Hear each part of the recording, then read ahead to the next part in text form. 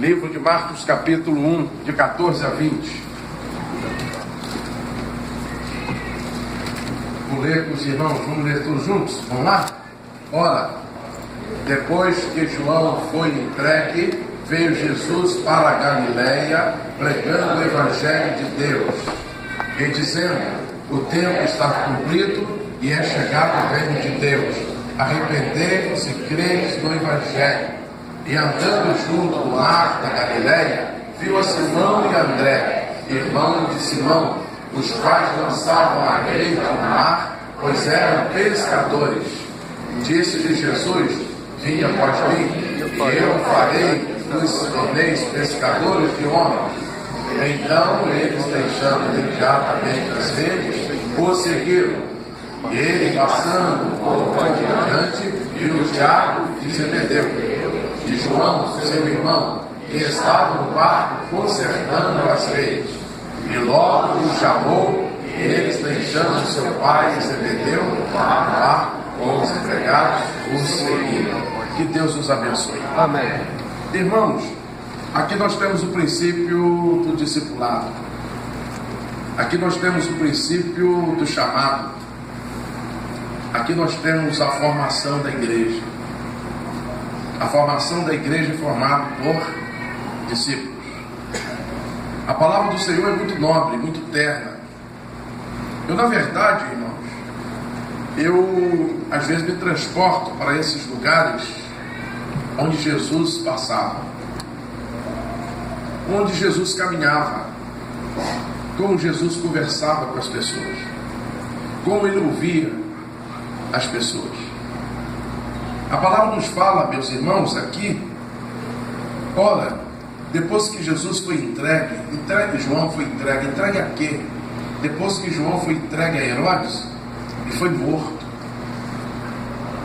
Depois que Herodes matou João, aparece Jesus. Assim é a igreja. Muitas pessoas pensam que o evangelho vai acabar. Muitas pessoas pensam que a igreja não vai subsistir. João era um pregador. João, a Bíblia nos diz que ele andava no deserto e ele se vestia com roupa de pelo de camelo. A Bíblia diz que ele comia mel silvestre e gafanhoto. Esse João, ele veio preparar o caminho do Senhor. Ele era mais velho do que Jesus, apenas 6 meses. Ele era primo de Jesus. Ele era filho de Isabel. Ele era filho de Zacarias. Você vai encontrar Zacarias tendo um momento muito agradável lá no capítulo 1 do livro de Lucas, no versículo 23, quando a Bíblia nos fala que Zacarias, tendo cumprido o seu tempo de ministério, ele voltou para a sua casa. João, ele cumpriu o seu ministério, ele voltou para casa, apenas com 33 anos e 6 meses, porque ele era mais velho que Jesus, apenas 6 meses. E agora a Bíblia nos fala desse João que foi entregue para Herodes e que morreu. E quando João morre, logo alguém fala assim: acabou esse negócio de pregação daquele que estava preparando o caminho para o Salvador. Ou seja, não tem mais Salvador a não ser Herodes. Aí a Bíblia diz que logo depois Jesus surge. E Jesus surge da forma mais humilde que você possa imaginar. Depois, lá no capítulo 2 do livro de Marcos, você vai ver exatamente Jesus chamando um homem muito rico para ser seu discípulo. E o nome desse homem era Levi, que era um fiscal de renda, um homem muito importante no governo romano. Mas a palavra de Deus nos fala que aqui Jesus encontra com homens simples, com pescadores. Mas interessante é o chamado de Jesus, ele é irresistível. E quando Jesus nos chama, não tem como a gente falar que não vai. Porque a Bíblia nos fala aqui, logo aqui, Jesus aparece pregando o Evangelho. Observa bem, foi entregue João e veio Jesus para Galileia. Observa bem, pregando o Evangelho de Deus. Jesus não pregava o Evangelho de João, nem de Herodes. Na verdade, Jesus não pregava o Evangelho da perseguição.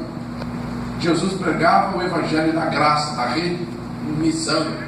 Aquele que vinha até Jesus, Jesus então acolhia, Jesus queria estar com ele. A coisa mais importante da nossa vida é a gente entender que Jesus tem um chamado de forma particular para cada um de nós. E quando Jesus chama, ele quer a sua resposta. Se você pegar o livro de Lucas capítulo 9, você vai encontrar ali Jesus passando e fala assim para o Senhor: Senhor, seguir-te-ei por onde quer que tu fores. Aí Jesus fala assim: olha, cuidado, as raposas têm covis e as aves dos céus têm o que mesmo? Tem ninho, mas o Filho do Homem não tem onde descansar. Aí Jesus então chama outro: olha, venha comigo, venha me seguir. E aquele outro então fala assim: Senhor, eu quero te seguir, mas primeiro deixa eu despedir-me daqueles que se encontram na minha casa. Aí depois o outro, aí Jesus fala assim: deixa os mortos sepultar os seus próprios mortos, venham vocês e façam o quê? E me sigam. Aí depois você tem aqui a outra palavra, o outro fala: Senhor, eu quero seguir o Senhor, mas primeiro deixa eu despedir-me daqueles que estão em casa. Jesus, quando chama, ele chama porque ele tem um propósito muito bonito para todos nós. E o chamado de Jesus é um chamado resistente, irresistente. Quem pode resistir a esse chamado do Senhor? Eu disse: quem pode resistir ao chamado do Senhor? Os novos crentes estão aqui, estão? Qual é o texto que vocês vão ler agora? Então fique de pé. Olha o texto dos novos crentes. Qual é o texto? Hein? Fique de pé e leia. Vamos lá? Marcos 1, 17 e 18. Olha lá, pode colocar 17 e 18. Fala lá, leia a igreja toda, por favor. Disse-lhe Jesus: vinde após mim, e eu farei que vos torneis pescadores de homens. Então eles, deixando imediatamente as suas redes, o seguiram. Amém. Disse Jesus: eu vou fazer que vocês sejam o quê? E a Bíblia diz que eles estavam trabalhando e eles imediatamente deixaram as suas redes e fizeram o quê? Irmão, a coisa mais linda que tem é a gente seguir a ordem de Deus. Deus hoje está chamando você a seguir a ordem dele.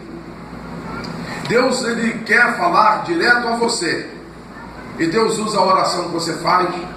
Deus usa a oração que alguém fez por você. Deus usa o amor que você tem por ele. Deus usa o amor de outro que tem amor por ele, por você. Deus é assim que ele faz. Aí a palavra de Deus nos fala que Jesus então, logo depois de João ter sido morto, a Bíblia diz que Jesus então aparece ali na Galileia pregando o Evangelho de Deus. O que eu quero dizer com o Evangelho de Deus? Você vai passar de algum local e vai ler assim: Evangelho segundo Allan Kardec. Mas a Bíblia diz que o Evangelho de quem? Jesus pregava o Evangelho de Deus. A igreja deve pregar qual Evangelho? Então, meu irmão, minha irmã, coisa que nós devemos entender, preste bem atenção. O discípulo obediente ouve o chamado do seu Senhor e o segue. Vou repetir: o discípulo obediente ouve o chamado do seu Senhor e o segue. A Bíblia nos fala que eles deixaram tudo e fizeram o quê? E seguiram o Senhor. Vamos lá para o capítulo 2 de Marcos, por favor. Veja, por favor, o versículo 13. Marcos 2,13. Por favor, leia o que está escrito, por favor. Outra vez saiu Jesus para a beira do mar, e toda a multidão ia ter com ele, e eles ensinavam. De novo? Outra vez saiu Jesus à beira do mar, e toda a multidão ia ter com ele, e eles ensinavam. Preste atenção, outra vez, quem saiu para a beira do mar? E a Bíblia diz que toda a multidão ia ter o quê? Com ele. Onde Jesus está, ele reúne o que mesmo? Não vou em tal igreja não, porque lá tem um véuzinho. Mas tem uma multidão lá, não, lá está inchado, não está crescendo. Se tem gente lá, porque Jesus está. Não vou na outra igreja não, porque lá está o cara vende uma, como é o nome? A toalhinha. Eu não vou lá também não, lá tem toalhinha. Lá tem toalhinha, então eu não vou. Mas não vai porque lá tem uma multidão, aquela multidão está atrás da toalhinha. Está atrás da toalhinha porque Jesus está ali. Se Jesus não estivesse ali, o homem da toalhinha estaria ali? Eu fiz uma pergunta, senhores, eu sou calmo, eu sou tranquilo. Se não tivesse Jesus, o homem da toalhinha estava ali? Hein? Então, querido irmão, sabe qual é o grande problema? O grande problema é que nós queremos avaliar as coisas dos homens e esquecemos de avaliar o poder de Deus. Quando a igreja passa a avaliar o poder de Deus, a igreja cresce. A igreja é unida, a igreja é segura, a igreja é abençoada. Porque onde Jesus está, tem uma grande multidão. Você pode observar, se Jesus está no barco, as pessoas querem estar onde Jesus está. Lá no capítulo 6 do livro de João, você vai encontrar que Jesus andava pelas aldeias e uma grande multidão fazia o quê? Acompanhava Jesus. E Jesus disse: olha, tem que dar comida para o povo. Senhor, vamos despedir o povo, porque não temos dinheiro nem pão para esse povo todo. Senhor, deixa esse povo embora. Aí Jesus disse: não posso deixar esse povo embora, porque esse povo tem criança, e esse povo vai desmaiar no caminho. Dá-lhes voz de comer. Aí a Bíblia diz que a multidão era muito grande. E a Bíblia diz que tinha quantas pessoas, você lembra? Em João capítulo 6, quantas pessoas comeram? Mais de 5,5 pessoas. Sem contar mulheres e crianças. Todos comeram, porque onde Jesus está, ele junto com a grande multidão. Então eu quero dizer isso para você. A igreja local onde Jesus está. Por isso que a multidão está na igreja. Por que a igreja é onde Jesus está? Porque onde Jesus está tem cura, tem paciência. O evangelho traz riqueza para você. Hoje estou dizendo lá no grupo que eu estou dando aula: ai da minha família se não fosse evangelho. Ai da minha mãe se não fosse evangelho. Como ela ia criar 18 filhos se não fosse evangelho da graça do Senhor? O evangelho traz prosperidade, traz riqueza, traz bênção para todos nós. Aí a Bíblia diz que Jesus estava ali e ensinava. Ele ensinava o quê? Ele ensinava o evangelho de Deus. Eu quero que você aprenda hoje o evangelho de Deus. Versículo 14, por favor, aí ainda de capítulo 2, né? O que está escrito lá, por favor? E ia passando, viu Levi, filho de Alfeu, sentado na coletoria, ou seja, na Receita Federal de hoje, e disse-lhe o quê? Segue-me. E ele fez o quê? Levantou e foi para onde, meu irmão? Foi para onde, meu irmão? E seguiu. Quem era Levi? Era Mateus. Quem era Mateus? Um homem rico, que tinha bom relacionamento com os judeus, mas era um homem de autoridade. Ele era chefe de uma coletoria. Ele tinha soldados romanos bem preparados para dar proteção para ele. E Jesus chega e disse para ele: olha, segue-me. E a Bíblia disse: passando, Jesus viu. Então, eu quero que você entenda essa palavra viu. O crente precisa ver.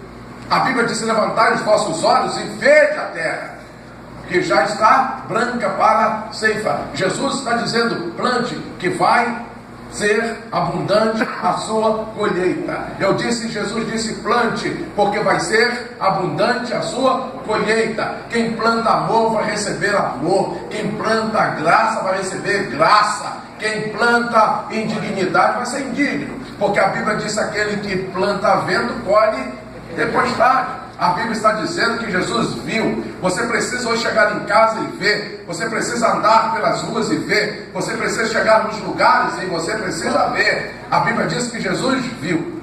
Você precisa ver. Você precisa fixar os olhos. Você precisa ver. Versículo de número 15. Como que está aí? A Bíblia disse que Levi o seguiu. Seguiu para onde? Olha que coisa linda. Seguiu para onde? Para onde que Levi seguiu? Para onde? Observa bem, você que é crente, a primeira pessoa que você deve levar para sua casa é Jesus. A Bíblia diz que Mateus se converteu e levou Jesus para casa. A Bíblia nos fala lá, estando ele, Jesus, à mesa, na casa de quem? Agora observa bem, Jesus mais uma vez entra numa casa, e olha bem, a Bíblia diz que Jesus estava com os seus discípulos, mas é só isso que está ali? Monte publicano. Onde Jesus está, ele leva a multidão. Eu quero que você hoje entenda: todo aquele que tem um dom de Deus, ele tem multidão atrás. Todo aquele que tem a graça de Deus, ele tem a multidão atrás. A Bíblia diz que Jesus foi na casa de Levi, e a Bíblia diz que colocou uma mesa. O que tem na mesa? O que você pensa que tem na mesa ali na casa do homem? Quando alguém chega na sua casa, você o convida para a cozinha, e na cozinha tem uma mesa. O que tem na mesa? Pelo menos uma garrafa com o quê?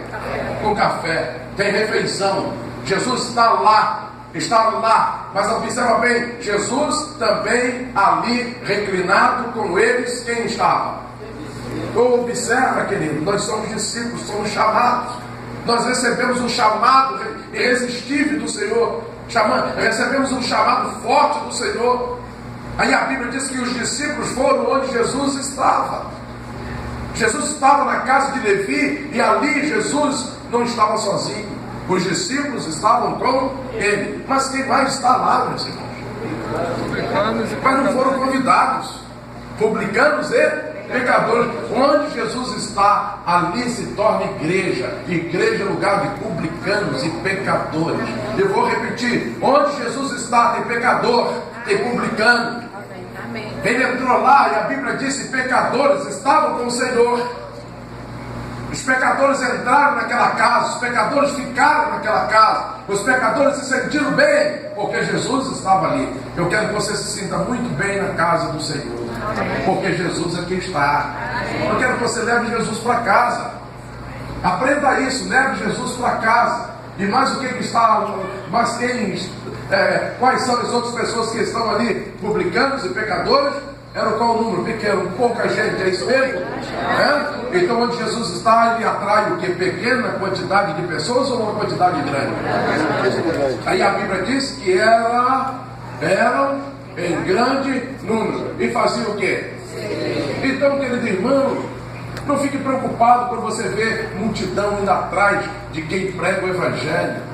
Ontem, consagramos aqui 14 irmãos, 9 mulheres ao ministério pastoral. A igreja lotou, encheu isso aqui. Eu comprei 17 quilos de macarrão e deu para todo mundo. 17 quilos. Tem gente que foi sempre ter macarrão. Na próxima eu vou comprar 25.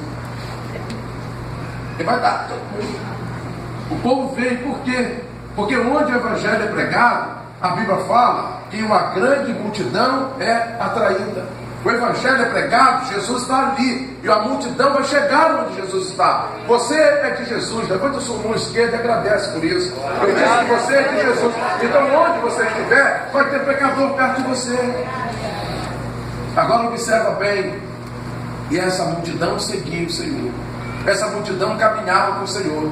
Essa multidão estava ali. Versículo de número 16, o que está lá? Observa bem. E vendo quem? Os escribas e fariseus. Então observa bem, não tem só publicanos e pecadores, tem fariseus também na igreja de Jesus. E aonde que surge a confusão? Fora da igreja ou dentro da igreja? Dentro da igreja. Porque os fariseus e publicanos estão sempre insatisfeitos com tudo. Ele é insatisfeito com o ar-condicionado e com o valor da conta de telefone que paga. Ele está com o ar-condicionado ligado, mas ele está preocupado com qualquer coisa. Pare com isso, você não é fariseu. O fariseu está só para ver defeito. Nós não somos fariseus, nós somos discípulos do Senhor.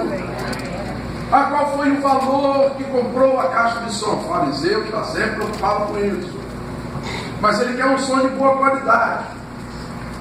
Tá certo? Ele quer um som. Olha, compraram agora um bebedouro novo. Para que isso? Para as crianças destruírem? Ele está sempre querendo ver. Eles estão construindo um prédio. Para que prédio? Isso aqui deveria ser estacionamento. Porque ele não tem filho, não tem criança, ele só pensa nos carros dele. Ele ama mais o carro do que as pessoas. Ele ama mais o carrinho que ele tem do que criança ali. Aqui eu vou fazer uma bagunça ali, para que você não vê o que vai acontecer. Vou fazer ali piscina de bolinha para criança, fazer tudo. Quando você pegar a sua criança, está todo suado e sujo. E você vai levar para casa. Não vai acontecer isso aqui. O fariseu está sempre, sabe, ele está sempre reclamando de alguma coisa. Olha lá, e perguntava a quem? Olha bem, da onde vem a confusão. Discípulo está com Jesus ou não? Sim. Discípulo está com Jesus ou não? Sim. Está. E da onde que surge a fofoca? Entre os discípulos. Mas não são os discípulos que fizeram fofoca. Quem puxou a fofoca foram os fariseus. E lá, os fariseus e os escribas. Conversaram logo. Mas para aí, esse não é Jesus que está pregando o reino de Deus? Sim. Esse não é Jesus que ama todo mundo? Ama. Mas por que ele está sentado com publicanos e pecadores? Perguntaram aos discípulos. Por que é que ele come? Sabe por que Jesus come com os publicanos e pecadores? É porque o pecado gera o quê? Doença. E todo pecador é doente. Onde Jesus vai, ele tira o pecado. O escriba, ele não se sente pecador. O fariseu não se sente pecador. Ele se sente, sabe, é melhor do que todo mundo. Eu lembro que uma vez estava aqui fazendo casamento de um médico aqui. E tinham 6 discípulos aqui da medicina, alunos. E você sabe que os piores assassinatos têm acontecido entre os médicos nas faculdades. Vocês estão acontecendo, né? Na Unicamp eles matam os estudantes, na USP eles matam lá, todo mundo eles matam. Aí vieram aqui querer aprontar na hora da minha palavra. E começaram a querer falar umas coisinhas que eu não estava gostando. E eu não estava gostando. Aí eram 6. Aí eu parei o sermão, falei, vocês 6, se retiram da igreja, senão eu não vou fazer o casamento. Pode sair daqui, não vou fazer o casamento. Vocês pensam que daqui é o consultório médico de vocês? E parei. Os padrinhos saíram e pegaram os 6 e mandaram embora. Lá embaixo, eles foram tomar alguma coisa para os baixos e ficaram me aguardando lá embaixo. Sábado, 8 e pouco da noite, 6 médicos brancos, eu negro, não vou dar mole para eles, né? Querem falar contigo, pastor, entra no gabinete. No gabinete eu sei o que eu tenho lá. Coloquei o de mais gostoso assim na mesa. Falei assim, pode falar, amigo. Ele disse, não, só viemos pedir perdão, desculpa, saíram, beleza. Eles viram o negócio assim na mesa. E foram embora.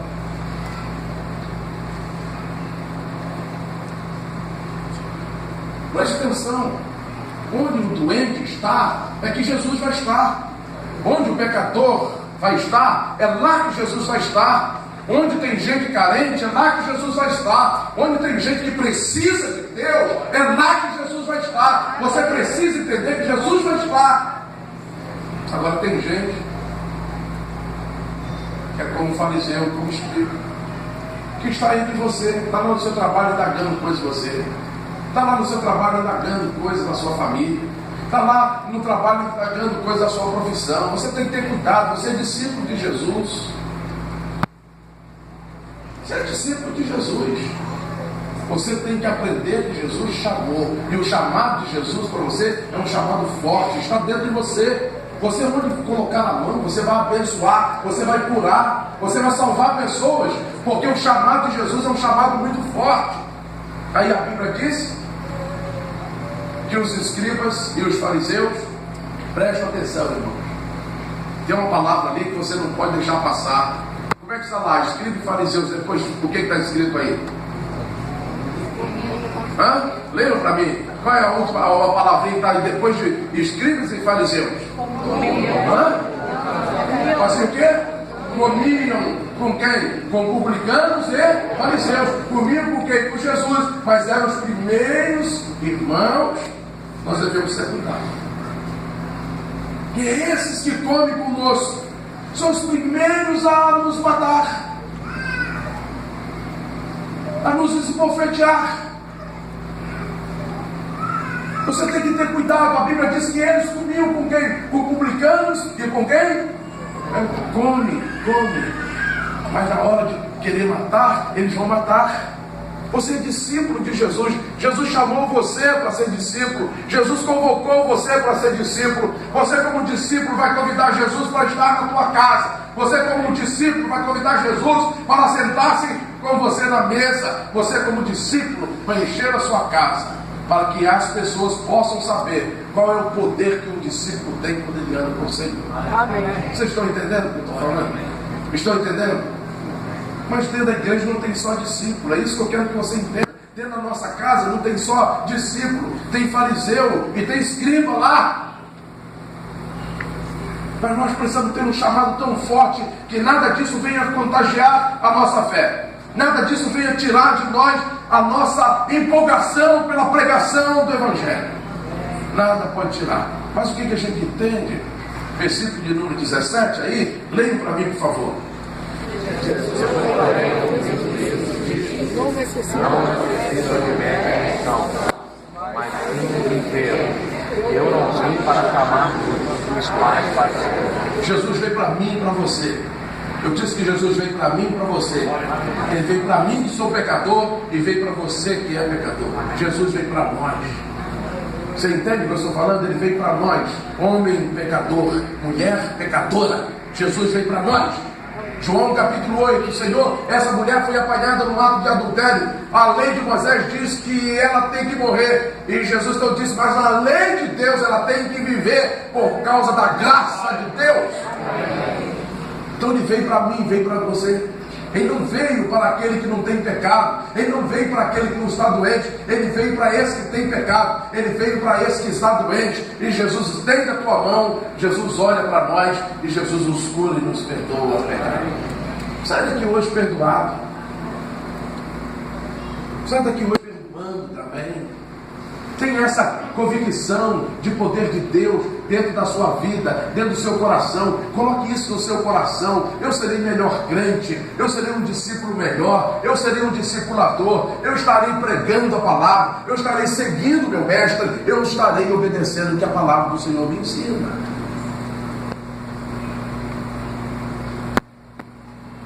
Vocês analisaram bem os estudos que vocês vêm fazendo, principalmente quando lemos Êxodo, quando Deus tirou o povo. Deus tinha três desafios para aquele povo. O primeiro desafio de Deus para o povo, preste bem atenção, é tirar o povo do Egito. Qual o primeiro desafio? Tirar o povo do Egito. Às vezes Deus tira o povo do Egito, mas o povo não tira o Egito dele. Deus quer tirar você do Egito. Deus quer tirar você da escravidão. Deus quer colocar você num lugar livre. Então o primeiro desafio era tirar o povo do Egito. O povo estava acostumado no Egito. Tem gente que está acostumado a andar naquele Egitozinho, naquele lugarzinho, naquele lugar, naquele guetozinho. Deus quer tirar você desse Egito. Sabe qual é o outro desafio? Deus iria fazer o povo atravessar o deserto. O primeiro é o que eu disse? Qual é o segundo? Atravessar o deserto. Eles vão atravessar o deserto. Eu tenho que atravessar o deserto. Mas em momento nenhum Deus tem me deixado sozinho. Irmão, eu perdi uma irmã de 36 anos. Eu estava no terceiro ano do seminário. E Deus tirou a minha irmã. E aquela minha irmã, ela trabalhava de doméstica. E ela que comprava livros para mim no seminário. Ela que me ajudava. Ela pedia a roupa lá, a patroa dela, para eu vestir. Que deserto terrível. Foi o deserto de 2 de janeiro de 86. Que deserto. Eu já estava convidado pela Junta de Missões Mundiais, nacionais, eu ia pastorear uma igreja no Mato Grosso do Sul.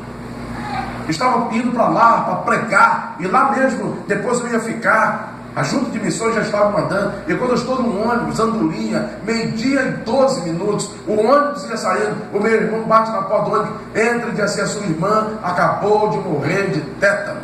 Que deserto! Que deserto! Passei aquele deserto e fiquei ali na rodoviária no Rio com minha bolsa. Tirei a bolsa do ônibus e fiquei ali, estarrecido, parado, pedindo a Deus uma luz. E Deus deu luz. Dali eu fui para o Hospital São Sebastião. Fomos lá para liberar o corpo. O corpo estava na IML. Fui identificar o corpo. Conheci a minha irmã. Tiramos de lá. Não viajei. Não fui pregar. Que deserto! Que deserto! Deus faz a gente passar por um deserto, mas esse deserto não pode ficar dentro da gente. É como aquela música do Paulinho da Viola: foi o rio que passou em minha vida, e meu coração se deixou levar. Que deserto! Depois eu perco outra irmã, a Sônia, uma jovem, influente, trabalhadeira. Eu perco. Outro deserto. Dia 26 agora fez 3 anos, perdi outro irmão, Haroldo, com 54 anos, fuzileiro naval, trabalhador. Que deserto! Deus tem me feito passar pelo deserto, como tem feito vocês passarem por deserto, mas o deserto não vai ficar nos atrapalhando de prosseguir. Deus fez isso. Então o primeiro desafio foi tirar o povo do Egito. Qual foi o outro? Atravessar. Talvez tenha gente aqui nessa manhã atravessando desertos. Tem pai atravessando deserto, tem marido atravessando deserto, tem filho atravessando deserto. Mas uma coisa eu posso entender, que todas as vezes que nós atravessamos o deserto, ou que nós estamos saindo do Egito, Deus está sempre com as suas mãos estendidas para nos ajudar. É isso que Ele vai fazer hoje aqui. É isso que Ele vai fazer aqui hoje. Eu quero que você acredite nisso. E qual é o último desafio de Deus? Então o primeiro foi sair do Egito. O segundo foi atravessar o quê? Aí Deus fala assim: tenha tranquilidade, eu vou fazer vocês chegarem a Canaã. Diga amém, salve o Senhor.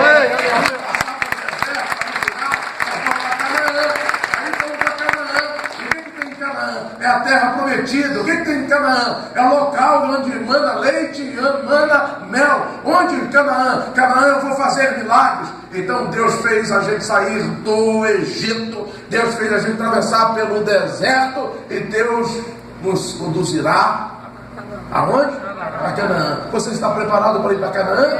Nós vamos para Canaã. Então aqui nós temos, meus irmãos, esse chamado de Deus. Voltemos ao capítulo 1. Voltemos ao capítulo 1, nós temos esse chamado de Deus. Esse chamado de Deus é forte, esse chamado de Deus é poderoso, esse chamado de Deus está dentro de você. Esse chamado de Deus ninguém vai tirar de você, está impregnado em você. Jesus disse: segue-me, e a Bíblia diz que Levi seguiu, e Levi o levou para casa.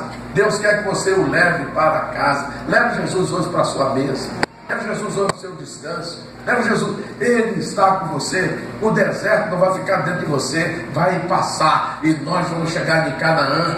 3 sinais que nós aprendemos com o Senhor: primeiro é o Egito, segundo é deserto, e terceiro é o quê? Canaã. Nós vamos chegar. E a Bíblia disse, queridos irmãos, que o Evangelho, lá no versículo 15, por favor, 16, por favor. Então a Bíblia diz que esse Evangelho é o Evangelho do reino de Deus. Andando junto do mar da Galileia, quem ele viu? Observe bem essa palavra: viu. Lá no capítulo 1 ele passa pela coletoria e viu. Viu quem? Levi. Viu quem? Mateus, o seu discípulo. Agora Jesus andando junto do mar da Galileia. Irmão, eu não entendo bem porque que crente não vai. Tem igreja que proíbe o povo de ir no mar, de ir à praia. Aí, aonde que Jesus chamou os seus discípulos? Foi na boate? Foi na boate? Foi no shopping? Foi aonde?